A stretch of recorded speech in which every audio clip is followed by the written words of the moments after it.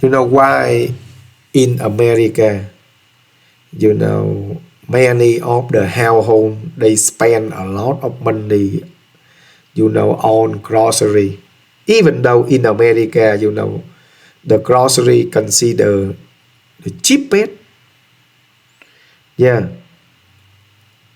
compared to the world. Yeah, you don't believe me? You can look at, you know, the grocery price, you know, in America and around the world. Cheaper, even, you know, compared to the undeveloped country or poor country.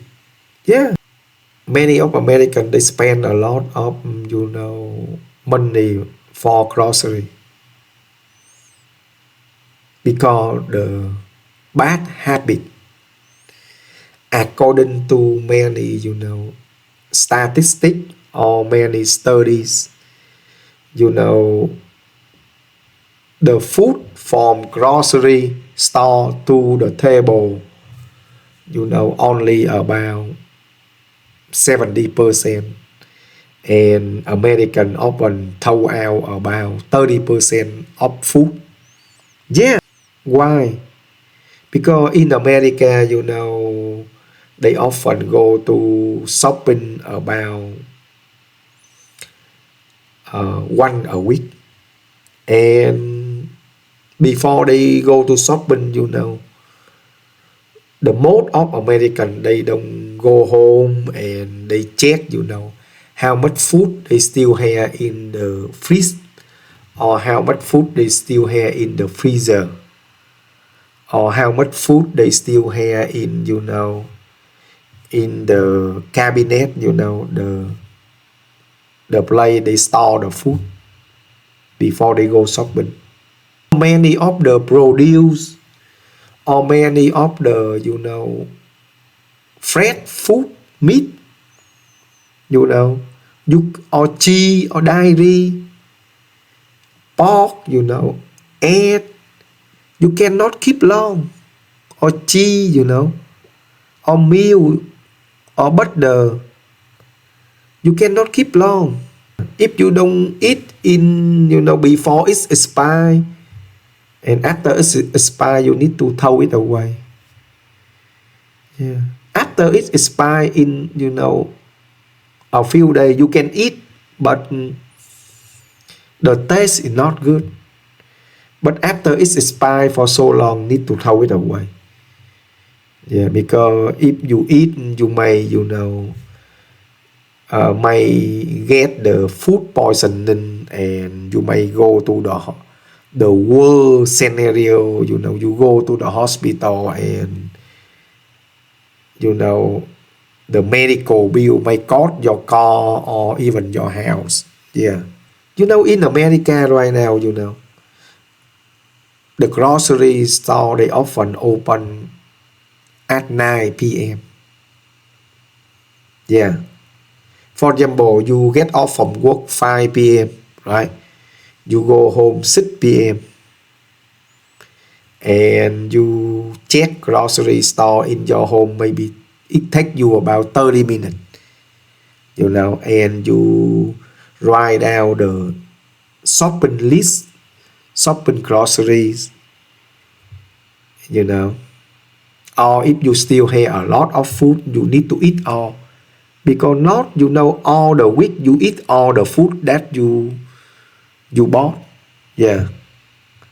So you need to eat all the food still in the fridge or still in the, you know, freezer, or, you know, still in the, you know, the storage. Yeah. You need to eat all before you buy a new one. So you can, you know, always eat the fresh, you know, food.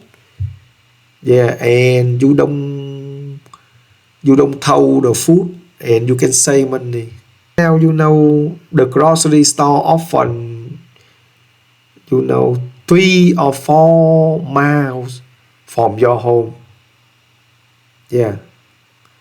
And you go to grocery store, you know, You know, you don't have to wait, you know, for someone check out for you like long time ago, many years ago. Right now, you know, the most of store they have self checkout.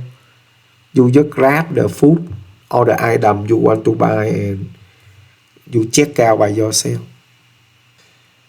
So that's all for the video today. I hope after you guys watching this video, you guys can learn how to save the money on grocery.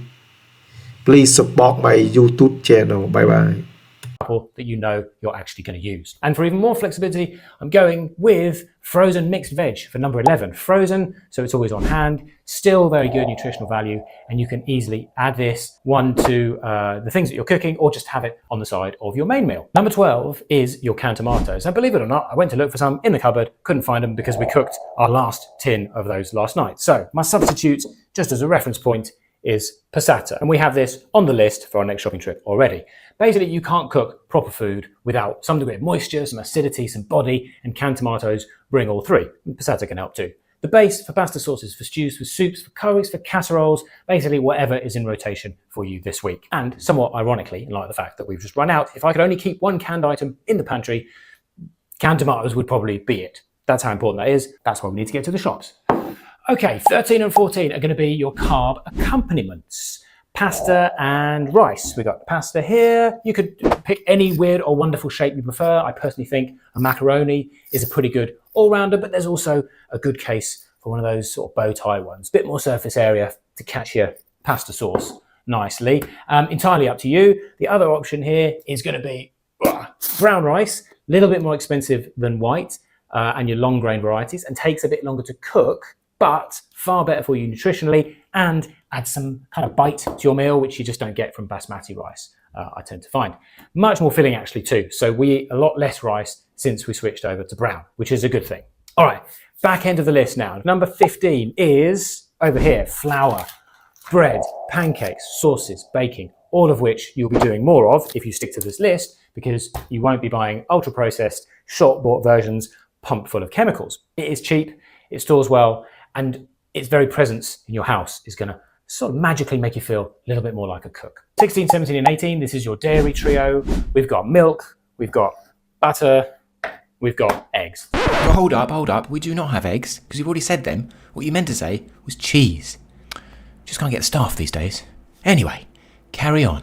These three kind of go hand in hand: flavour, fat, and function. Butter, of course, for cooking and spreading. Cheese for flavour, extra flavour in your meals. And milk, well, probably don't need to explain to you what milk is for. You get that one, I'm sure. If you're lactose intolerant, you get 3 choices back. You can go wild with your fruits and veggies. Number 19 on my list is the redoubtable peanut butter. A decent quality one if you can. Obviously goes on your toast, but also goes into your smoothies and your energy balls. Plus, it goes well with your yogurt. And that leaves us with the 20th and final choice, which for me is your fruits. Another cheeky little roll up again here. But as long as you've got a couple of these in your trolley or your car each week, then I think you're in pretty good shape. Apples, bananas, maybe something a bit citrusy. This is what my kids snack on, and I put it in our smoothies in the morning. Another choice that keeps us away from all the pre-packed snacks that you get in the shops. All right, so there you have it. That's my list of the only 20 groceries you need to be buying each week for a healthy, nutritious, balanced diet. I've made some tough calls. There's plenty to talk about, which I hope you will, in the comments. So tell me what you think of the list. What would you put in?